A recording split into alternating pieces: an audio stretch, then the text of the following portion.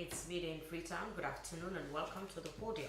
Our quote for today says the fight against tobacco is not just a health issue, it is a commitment to safeguarding lives, families, and communities. Coming up in this edition of the podium, CSOs and stakeholders call for immediate establishment of a tobacco and nicotine council. The National Consumer Protection Commission concludes stakeholders' engagement on the Consumer Protection Act 2020. And Honorable Amankago of constituency 105 in the Western Area Rural District says the rate of school dropout is alarming and unacceptable. Well, all these and more lined up in this edition of the podium. Be part of it, send your messages to the number on your screen, or you leave a comment for us on our Facebook page, slpc.sl. This is the Podium Live. My name is Daphne Zainab Kamara.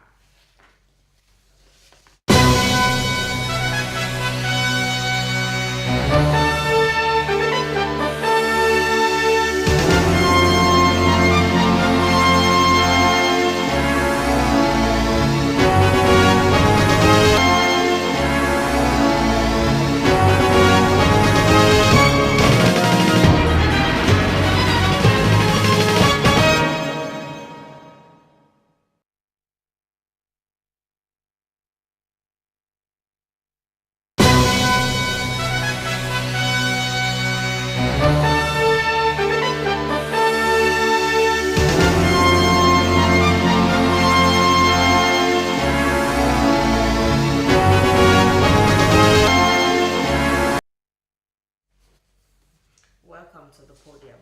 First on the program this afternoon, civil society organizations and other stakeholders have called on the government to immediately establish Tobacco and Nicotine Council, noting that 4 years after the enactment of the Tobacco and Nicotine Act, the body has still not been constituted.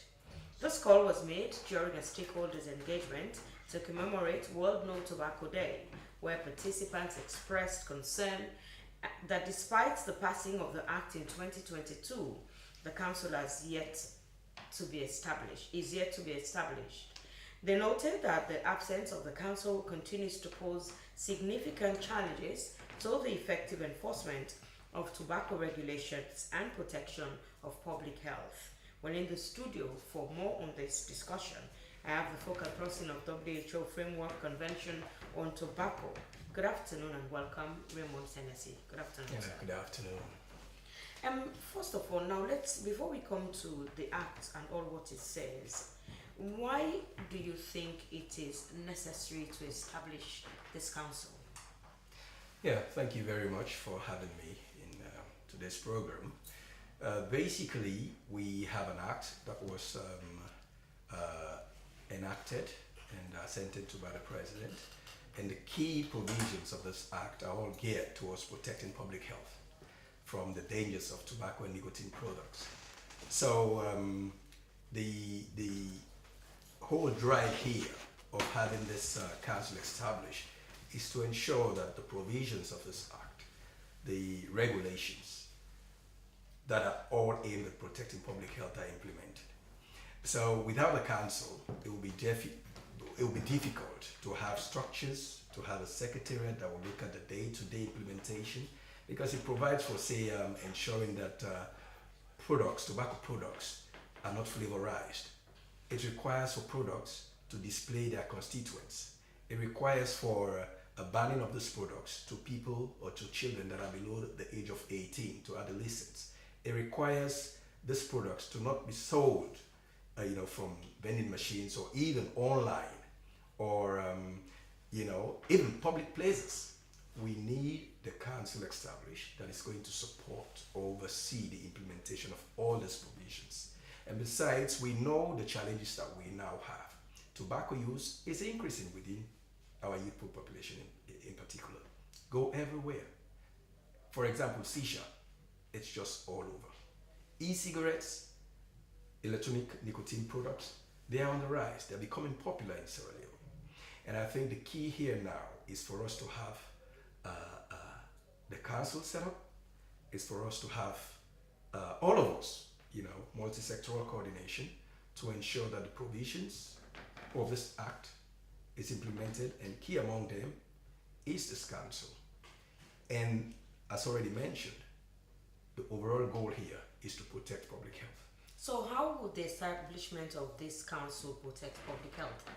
Because we know we have the NDLA, National Drug Law Enforcement, we have the Ministry of Health, we have the police, who also look after some of those aspects of what the Act says. Well, I mean, we have an act, first of all, and the act provides, in the act it says the establishment of council that will oversee the implementation.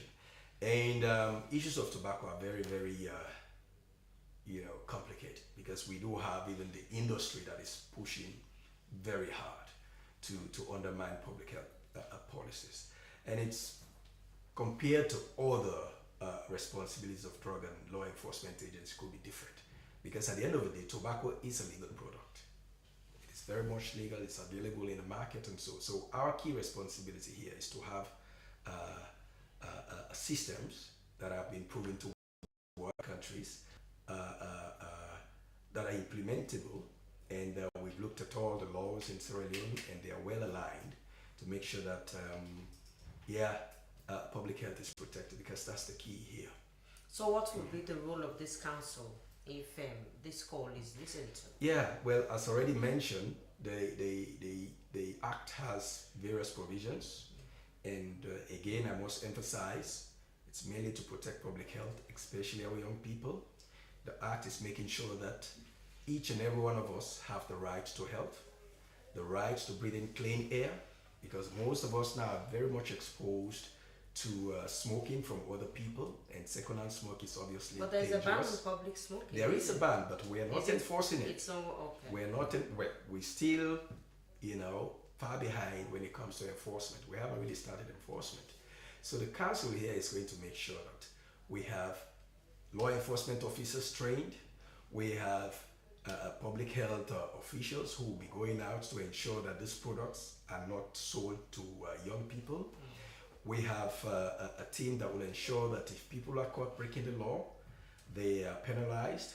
We have the laws that will ensure that products or packages that come into this country don't have flavors that are really engineered for young people to get addictive, to be addicted to these products, because the flavors, the vanilla flavor, the mango or strawberry flavor that they add there is very much appealing to young people. So our responsibility here, and that's why we're trying to work with various institutions, including civil society organizations, to make sure that we raise awareness about the dangers of this product, and that they're really engineered to recruit new smokers the way they are designed. They are very much addictive. So in the law, it provides even, the constituents of this product. What is the percentage or the level of nicotine in these products? What is the level of additives? In fact, our law bans adding flavors to tobacco products. So we need this council to be there to look at all of these issues. Even with the aspect of accessibility, tobacco products are still very cheap in Sierra Leone. If you check the cost of it, it's less than 10 leons, 20 leons, you can buy a whole pack of cigarette. That is a huge public health concern. So we are trying to work with various institutions, especially the Ministry of Finance, to ensure that these products are not accessible to young people. You have to be above age where you can make a very healthy choice to buy these products. And as WHO, we are going to keep working with the government. We're going to keep encouraging collaboration, because this is not a single institution's responsibility. We're going to promote all means to ensure that we work together with partners. It could be law enforcement, it could be the Ministry of Education. Each and every one of us have a role, we have a responsibility to protect the young people of this country. Okay. So now, before we come to the effects of nicotine on the health of people, let's categorize. People might want to know nicotine, tobacco. What's apart from cigarettes, is it in other things that people smoke? Yeah, absolutely. Nicotine, just for those who are still wondering what nicotine is, this is the chemical component in Sierra Leone that ensures you are addicted to the product. Once you start smoking, the next time you want more, the next time you want more, it gets you really hooked up to tobacco products. And of course, most of these products are really engineered for that purpose, because the companies, the industry, they are making quite a huge sum of money from that. So, and these products, whether they are in the form of shisha, where you have a lot of flavor, they all have nicotine. Yes, and most of them also have the dangerous chemicals we have in tobacco. And most times when I come here, I try to highlight, the many chemicals in tobacco that are dangerous, that can cause cancer especially. We say they are carcinogenic, wherein even over 70% of lung cancer cases are caused by tobacco use. Tobacco is responsible for various conditions. It could be heart attacks, it could be strokes, it could be diabetes. It has a lot of implication for reproductive health. It has a lot of implication for chronic respiratory diseases. You see, and of course, the act of smoking itself, is a way for young people to be introduced to using other substances. It's usually the gateway. These products are legal, like I mentioned earlier. You go to supermarkets right now, you find them there. You go close to schools, you find them there. And I think even the issue of drug abuse that we have here, stems from somewhere. When, some of these young people are sent to buy cigarettes, they're sent by either guardians or family relatives to buy these products or light it for them. You see, so I think we really have to see how best we all work together. And of course, the media, you have a huge role to play. So that's why I must thank your colleague Stanley for calling yesterday that if we are able to come here. Because media has a lot of role to play in educating our people that this product helps us in no way. And we need to make sure that we regulate against them. We need to make sure that where they are sold, who is buying. And of course, illicit trade is also happening.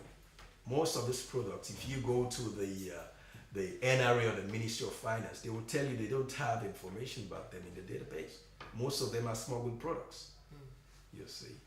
Okay, so now, what's the relationship between the nicotine in tobacco products and these other drugs people use, especially nowadays, the cannabis sativa and the jamba, that's what they call it, and kush.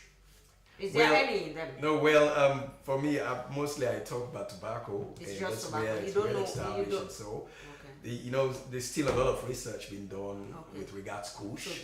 What the constituents are and so on. But I think the bottom line here is tobacco kills. And of course, nobody needs. We can't emphasize the issues of kush. We see how much it has devastated a lot of families, a lot of young people in our country.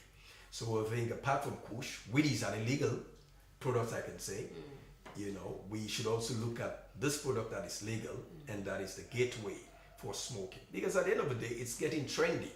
When you look at smoking tobacco products, they're getting trendy. New products, engineered, beautiful, bright products, very attractive to young people. The flavors, as I mentioned, the vanilla flavor, very appealing. So I think if we should address other issues, other drug-related issues, we have got to also start regulating these products that are legal in the first place. Exactly. Okay, so now let's talk about the effects. If you just smoke a stick of cigarettes, is it the effect, is it tantamount to if you smoke a pack or you smoke for a lifetime? Absolutely, yes. A pack of cigarettes, the volume of smoke you inhale there compared to one stick of cigarette, all vary. But of course, the duration of smoking here all have implications. But then the good thing is, if you just stop smoking, you reduce each time, based on the period that you stop smoking, you reduce some of its the tendency for some of its health implications, you see. And that's why even as part of our strategy is to encourage people to quit. We're looking at how best we can support partners to encourage those who want to quit, because the moment you stop smoking, within 24 hours, the level of nicotine or so in your system will start reducing, the level of craving and so on, all have an impact in your longevity. So, what are some of the impacts? You already mentioned cancer. What are the effects of nicotine in someone's system? Well, nicotine, like I said, it's the addictive component within the tobacco products. That is, ensuring that you crave for it each now and then. If you used to smoke just one stick of cigarette, you continue the next time, one stick is not going to be enough, to stimulate your brain. Yeah. And the more you smoke, the more you need to maintain that level, that threshold, for you to feel the impact of the nicotine in your products. Yeah. So the key here is to see how best people can reduce. If you used to smoke, it's a gradual process. You need to find support. We're trying to get people trained on getting to quit. We're looking forward to working with, of course, the Ministry of Health and partners, and trying to get these people to just prioritize their health.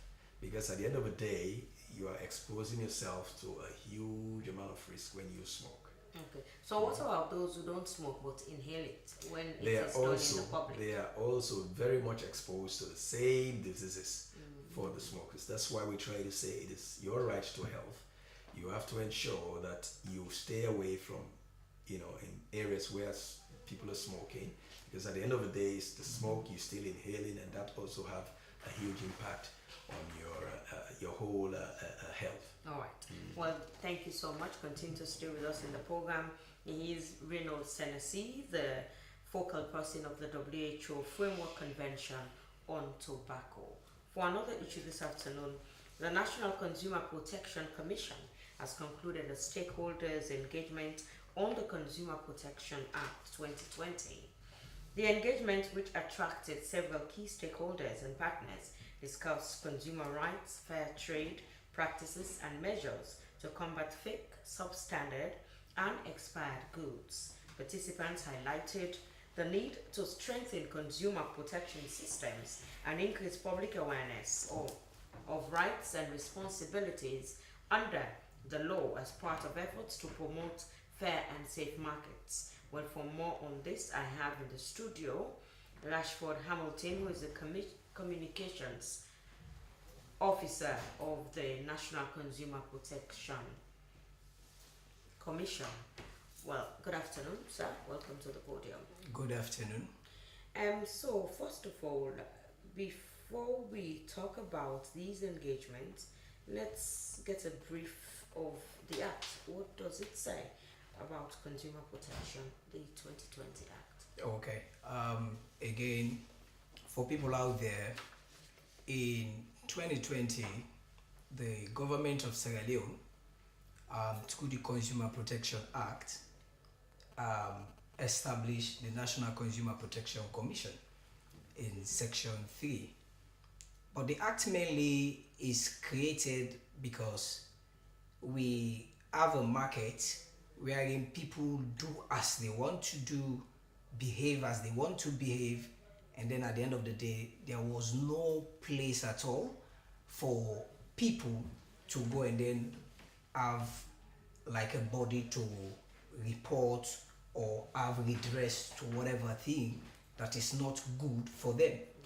So in that act, the National Consumer Protection Commission of Sierra Leone, because the reason why we mainly put the of Sierra Leone, which is in the act, because there is also another body called NCPC, which is for Council of Paramount Chiefs. So mainly in that act, it shows not only on the area of goods, but also on services. Again, in the act, it established who is a consumer, because it's one thing that people mainly will say, okay, I'm a consumer, but the act states that a consumer is someone who buys a good or services for either self-use or for it to be used by others, not for resale. So anyone who is in the act of say, okay, I'll buy and then resale and all, that person is not a consumer. So in that act, it's created, as I said, the commission, and in the commission we have the chief executive officer, and in the aspect of redress for consumers, we have the dispute resolution committee. But before ever a matter reaches to that point of dispute resolution committee, it comes to the department called the CRD, Consumer Relations Department.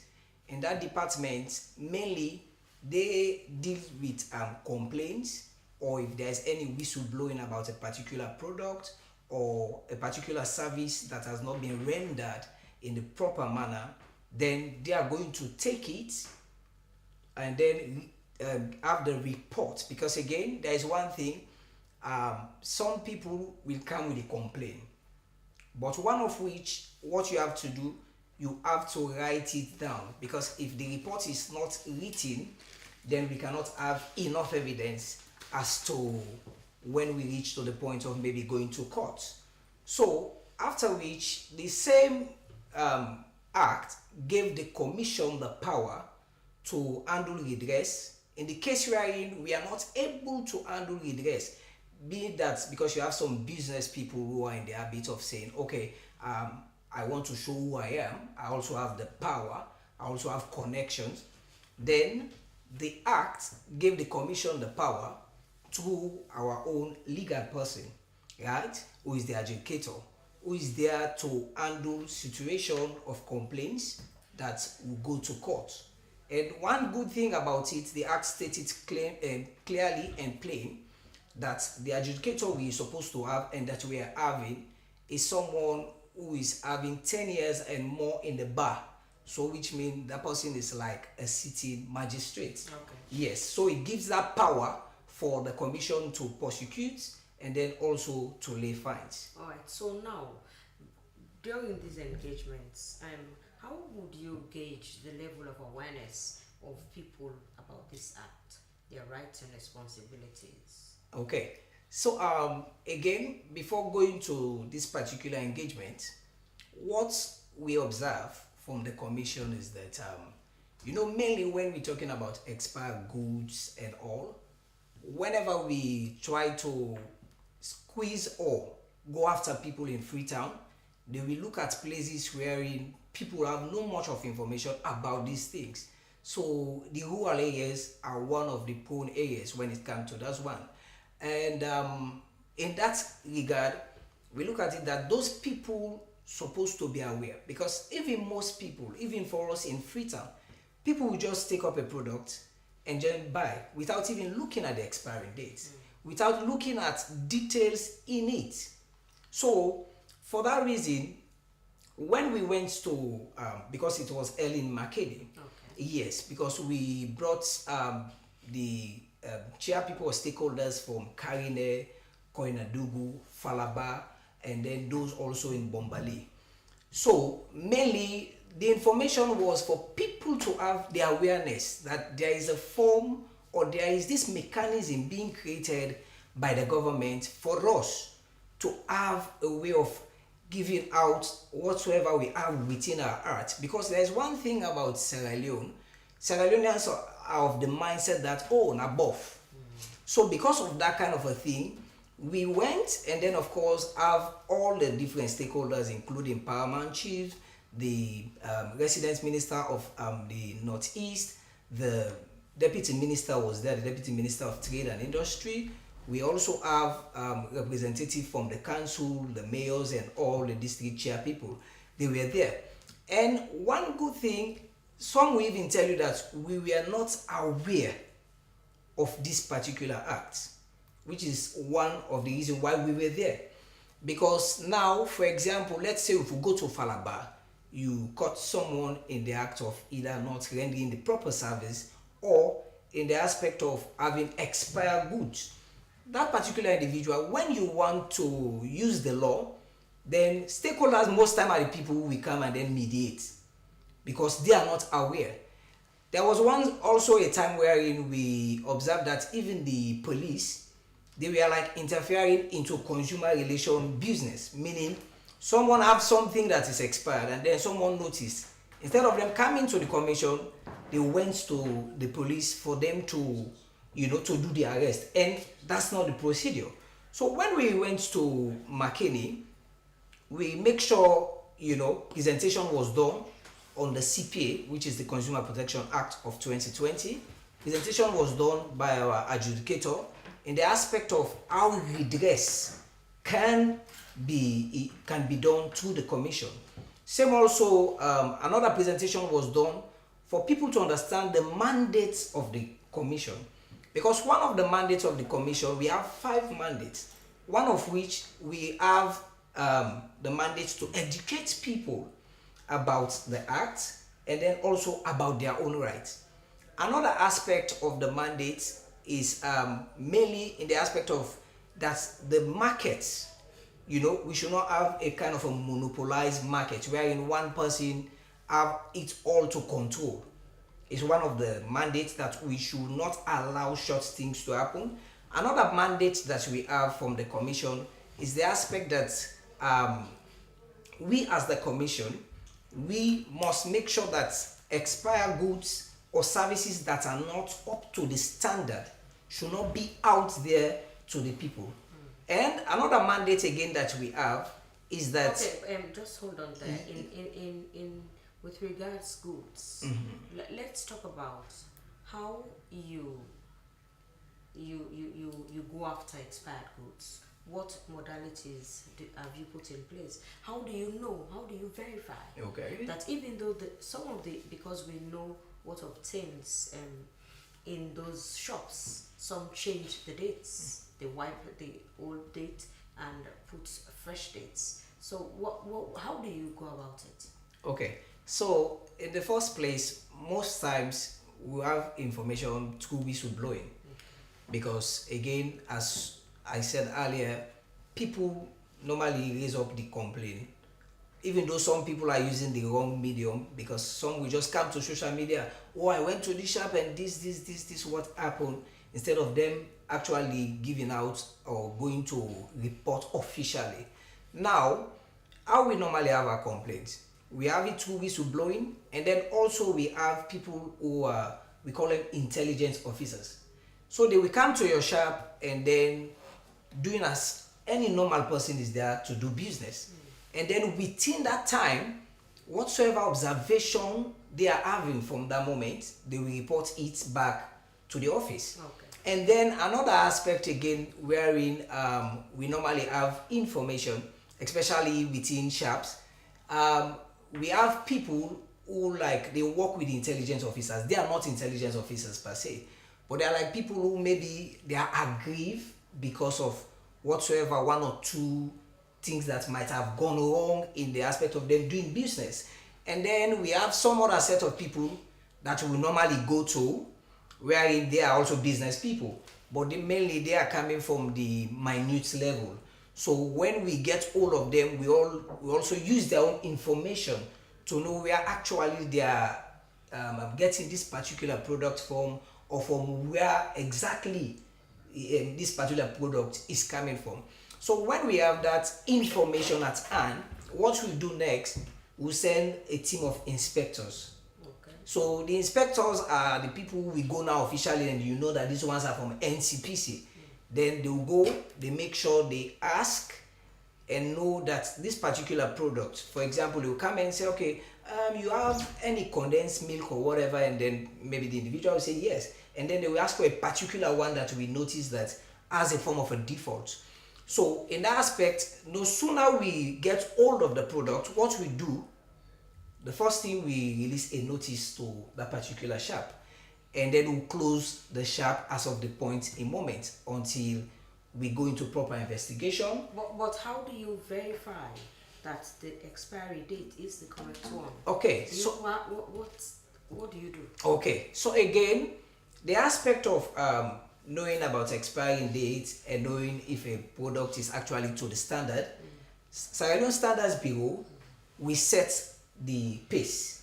So they are the ones that we actually set the pace for us to understand that this is the standards for Sierra Leone. Okay. And it's upon that standard we are now implementing.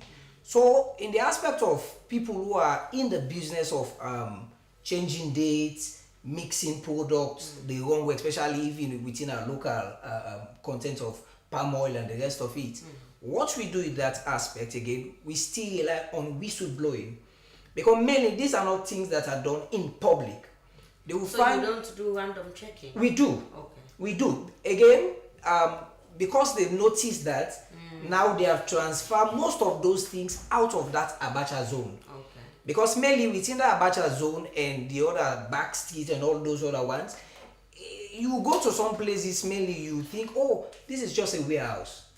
And then just for you to understand that they have a machine inside that particular warehouse that they use to restamp. Now, in fact, they have gone so much in advanced level that what they've now done, before this time they have chemical to remove the stamp. Now they have a machine like a laser form that will remove the dates and then they will restamp it all over again. So how we normally have this information, one of which is, as I said, we have intelligence officers. They are out there. In fact, even before coming to the studio, we were out there in the streets. So now what they'll do, they will go and lay at least, let's say 2 weeks, a week, because sometimes when someone notices that, oh, it's look as if some people are looking at me, or it's like, oh, I've observed some movement that is not proper, they try to close. Okay. So in that aspect, whenever we go out, sometimes we do random, and most of the time we do random checks, whilst others will be going on intelligence. So that's why we have the inspectors who normally do the random checks. Okay. Well, continue to stay with us. He is Rashford Hamilton, Communications Officer, NCPC. The program you're watching is a Podium live on SABC Television. We'll go for a short break. When we return, we conclude with the conversation.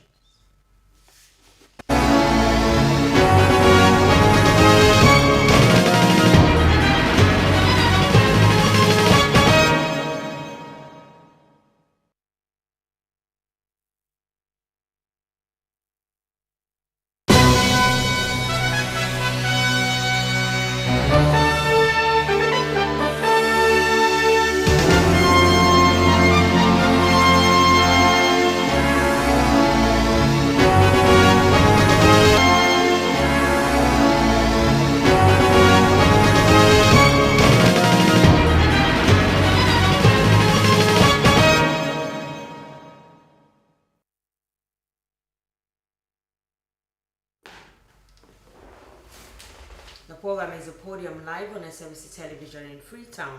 Be reminded that you can be part of the show. Send your messages to the number on your screen 030073719, or you leave a comment for us on our Facebook page slbc.sl. Or stay with me in the studio is Reynolds Hennessy, the focal person of WHO Framework Convention on Tobacco. Mr. Hennessy, as we were talking, now let's come to what have you done to ensure that the council, like the call is here now, that the council be established? Yeah, thank you again. Our role here as WHO is to provide the support, the technical support, to ensure that the council itself is just one of the requirements of the act is set up. And what we're doing is provide that coordination support, because this is a process. It's not the responsibility of a single institution. Okay.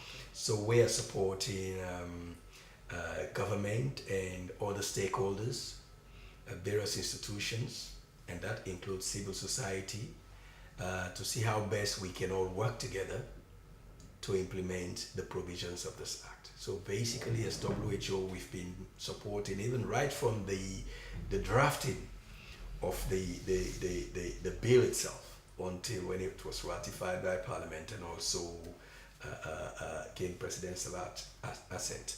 So our role is going to continue, provide that support, whether technical or financial support, And we also have partners where we can provide. We have our partners who we will contact, and they can also provide support. And yeah, we're going to continue in that role. Okay, so now let's talk about what do you think, what are the reasons being given for this taking this long for the council to be established? Well, I think I would not want to go in that direction. I think, like I said, it's not the responsibility for one institution, because establishing a council like this that deals with a cross sector of our institutions is a process. That is technical. It could be administrative as well, and of course the coordination with various partners. Because let's say you appoint a council now, even if they're going to act, you need the judiciary, you have to train them, law enforcement, the police, who is going to be inspected, who is going to be making that these products conform to what the provision says. You see, so like I said, it's a process. So you think this call is enough for? Well, it's. I wouldn't say it's enough, but it's something that we are going to keep working on. Okay. We're going to work with the various institutions, the various stakeholders, to ensure that we go past this stage and start focusing on institutions, because we're ready to provide support. Whether it's about the training of enforcement officers, we're ready to do that. You see, but key, like I said, is have this council set up that is going to oversee the implementation process. Okay, so now, some people misunderstand the various types of tobacco products. Like you've mentioned cigarettes, you've mentioned shisha, and you've also mentioned these e-cigarettes. E-cigarettes, They will yeah. think that this one is milder, this one is better, this one does not have, they are not that harmful. So can you just elaborate on? Yeah, well, that is actually to tell you how far the industry goes, because basically it's about using the same old products but now redesigning it, repackaging it, rebranding it, but yet the dangers remain. It's the same tobacco product, but then over time they're coming up with various strategies to still make them appealing. So whether it's an e-cigarette, whether it's, because usually have the vapes, different types, different design, different flavors. You have thousands of flavors when it comes to this product. This is all about rebranding, redesigning or repackaging to just make this product appealing.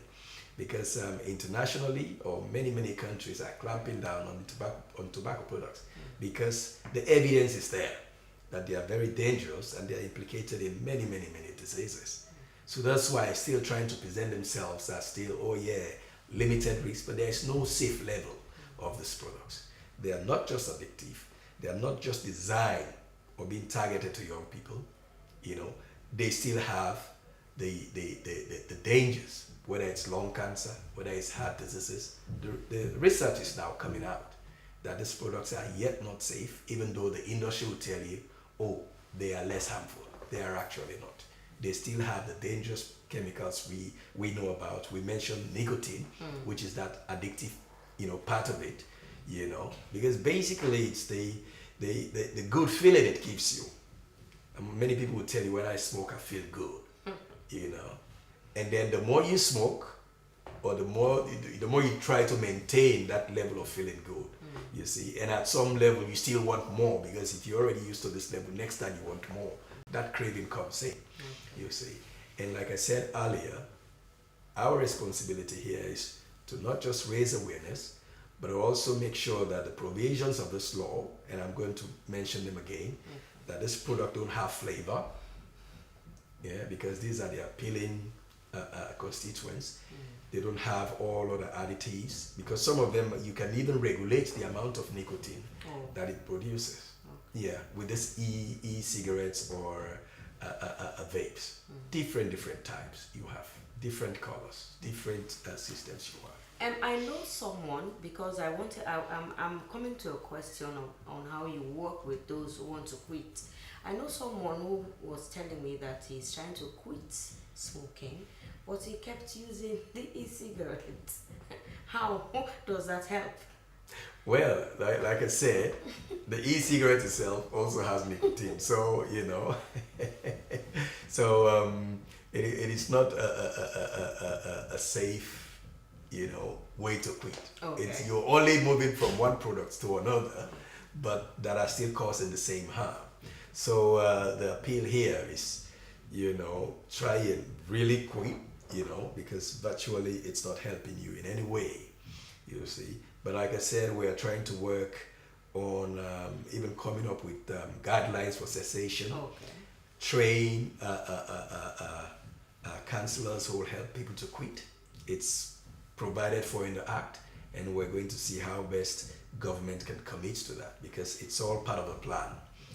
That yes, we are advocating, say, for taxation, that these products are very, very accessible. We need to increase taxes. We need to make them less accessible.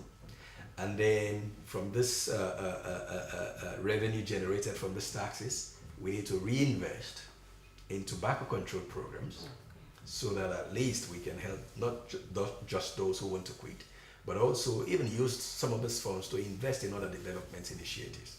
Because at the end of the day, as already mentioned, and I'm going to keep emphasizing on, young people are the target. You don't see older people smoking or old people smoking, especially this new products.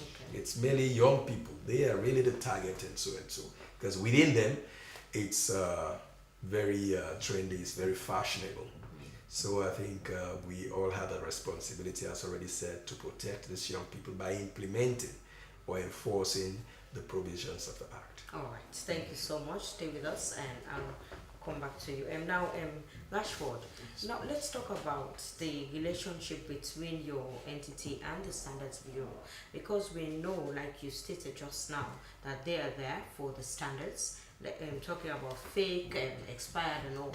How do you work with them to ensure that some of these are not overlooked, and you will have to pick them out? Okay, so again, the commission, that's NCPC and Standards Bureau, we sign an MOU because it gives us that kind of a benchmark or at what level and how we walk along. And then some of the time when we go out there, we go with them also, Standard Bureau. As a team, we go out with them. And I remember it was earlier in 2026 when we went out after government of Sierra Leone released a notice in the regard of iron rods. So because they mainly know the standard and all the rest, so we were out there, shops that were defaults, we have to close and all. So we mainly work with Standard Bureau, and as I said earlier, whatever standard when it comes to products in Sierra Leone, Standard Bureau is the institution government have set up for them to give us the standard, and it's upon that standard we are now doing whatever form of implementation. So we have a very good relationship with Standards Bureau. Okay. So now, how did the engagement go? Okay. Because I believe people may have input. What are some of the recommendations they gave? Okay. So mainly, one of the recommendations given by stakeholders is for us to have this kind of program not just once in a while, but for it to be regular. And then also they also made a request that we'll have a time, maybe in the dry season, wherein we will have to go within some of these chiefdom headquarters, wherein we will have to engage not just the stakeholders, but even the local people, for them to have a kind of understanding that, this is not just something someone sits somewhere and then just develop, but it's something coming from the government of Sierra Leone. Another recommendation made by the people who were there is for us to have a kind of a particular information board, meaning a place wherein they can make a report, not just in the aspect of, I'll have to come to the office and do this and this, but for them to sit somewhere and then say, it seems as if this thing is not proper. I want to bring it to the notice of the commission. So they brought all those ones up, and then we told them, especially in that regard, that the number provided by the commission, it doesn't mean it's just for Freetown or for head office, but it's the office, it's a number that you can call on to.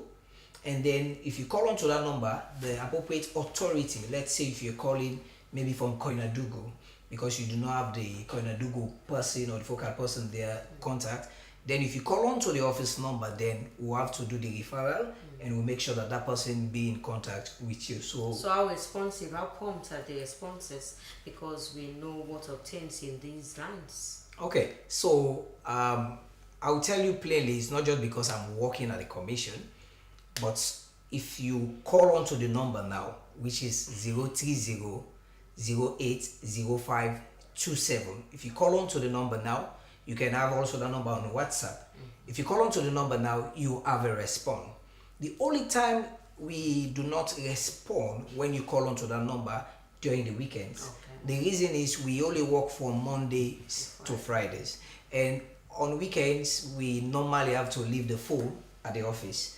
So if you call or maybe make a complaint to WhatsApp and someone will respond to you within 24 hours, it will not go beyond that. Okay. Yes. So are there any cases that you're dealing with regards foodstuff or any fake substandard products you're dealing with that you want the public to be aware of?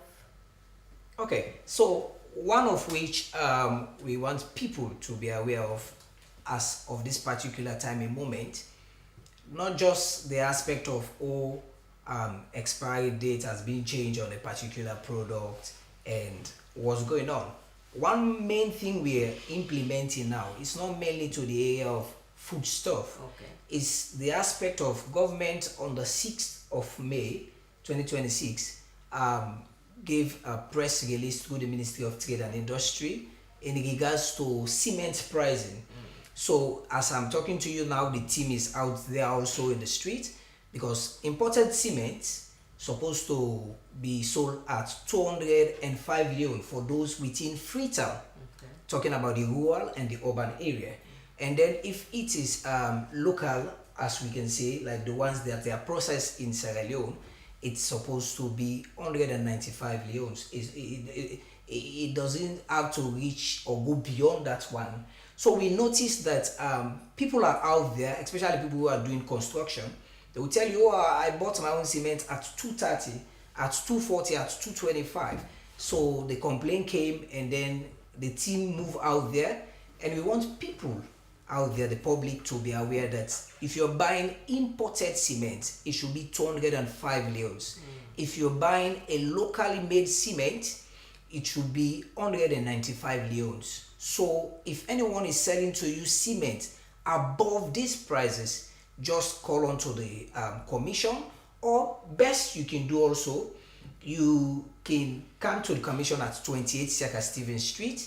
You make this complaint official, and then we'll go after short people. So that's what we're mainly dealing with as of this time and moment. Okay, thank you so much, Rashford Hamilton. Now, Mr. Senesi, finally, as we close, how soon do you want this council to be established? How soon? Like tomorrow or yesterday? I think this is long overdue, because if you see the act, it says the Tobacco and Nicotine Control Act 2022. Okay. So, since 2022 to now, we have lost, quite a number of people into picking up the smoking habit, and as I mentioned, it's a huge public health implication. So I'd rather, it's never too late to start now, but the sooner the better. Okay. Well, thank you so much.